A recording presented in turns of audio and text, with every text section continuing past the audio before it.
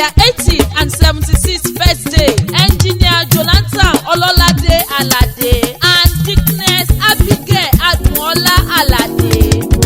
Wọ́n ní ẹ ṣé ibi tẹ́ ti bẹ̀rẹ̀, ẹ ṣé ibi tẹ́ bá dé. Àdúpẹ́ o Jésù fún bí tẹ́ mú wa lọ. Dádì àmọ́ mi ló sọ bẹ́ẹ̀. Ẹ ṣé ibi tẹ́ ti bẹ̀rẹ̀, ẹ ṣé ibi tẹ́ bá dé. Àdúpẹ́ o Jésù níbi tẹ́ mú wa lọ. Ẹ bá mi kí dádì àmọ́ mi, àwọn olóríire tí mo kọ́kọ́ rí. Dádì àmọ́ mi Aládé. Àwọn ọmọ yìí náà ní kí n máa dúpẹ́ lọ́wọ́ Ọlọ́run.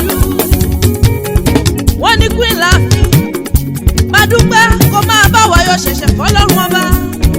Ọpẹ́ di méjì wọ́n wá ní.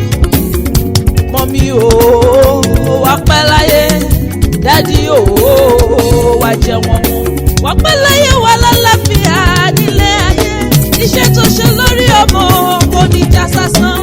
Dádì o wá pẹ́ láyé, mọ́mí o wá jẹ wọn mú. Wá pẹ́ láyé wà lálàáfíà nílé ayé. Iṣẹ́ tó ṣe lórí ọmọ kò ní já sásán. Àwọn ọmọ ọlọ́jọ́ ìbí Mr. and Mrs. Bọ́lárìnwá Èjìrẹ́ Aráìsó, Peter and Rose Alade, Táíwò Èjìrẹ́, All and Blessing Alade, Ọmọkéde, Dr. and Mrs. Olúkọ̀yà Mọ́mítù, Mr. and Mrs. Túndé Alade Lábà, Mr. and Mrs. Kẹ́mi Bámidélé, mọ́mí ṣe mí lóore ni wọ́n sọ wípé o.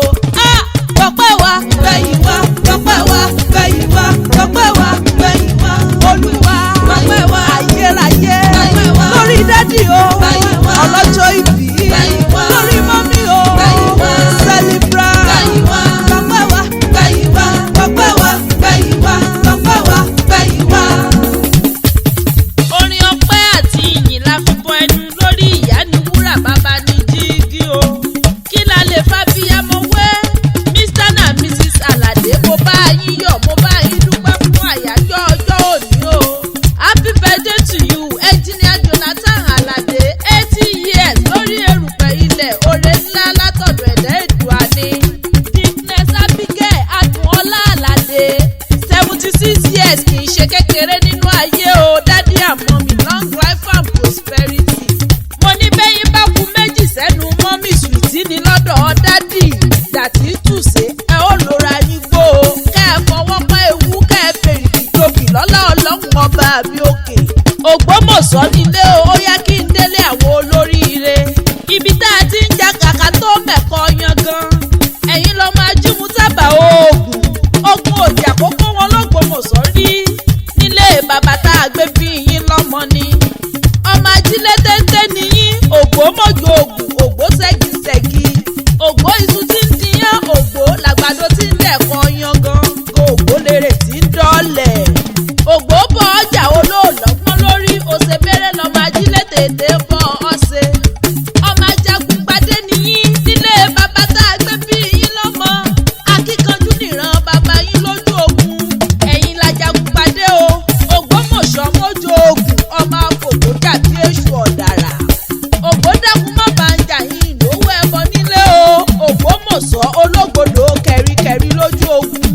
Mr. and Mrs. Alade, ikú kì í pọjọ́, ikú kò ní pòfo, àrùn kò ní ṣẹlẹ̀ lẹ̀, ikú ò ní pa yín, ẹ ò ní ṣàárẹ̀ lọ́lá Ọlọ́run ọba mi òkè. Queen Láàfin wò dédé wá jíṣẹ́ ara mi. Àwọn ọmọ yín ló rán mi níṣẹ́ o. All and Blessing Alade ni wọ́n pé kí n wá mọ́ bá wọn dúpẹ́ lọ́wọ́ èjìká tó ní kólóbó ètè. Wọ́n ní kí n dúpẹ́ lọ́wọ́ ọlọ́kọ̀ tó wà wọ́n sílé ayé o. Abiyamọ mọ̀já gbọ́ọ̀rọ̀ ni wọ́n fi ṣe àpèjúwe òbí ìtàwọn. Wọ́n ní àrà pẹ́pẹ́ là ń bẹ́tù òdòdó ní sowó kó mọ̀ ọ̀nàjà wọ́n ní kókó lára ọ̀tá lé. Bàbá wa pẹ́ta la kéwì àrà tí ń pèdè àrà. Olúwa tó ìkú polú ìdáàmọ̀ sí Queen Láàfin. Abọ́lódé Ifẹ̀ lójú ni wá, ayẹyẹ ṣáá níṣẹ́ tiwa.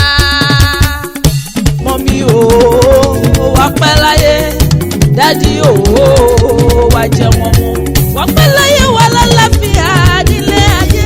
Iṣẹ́ tó ṣe lórí ọmọ kò ní já sásán.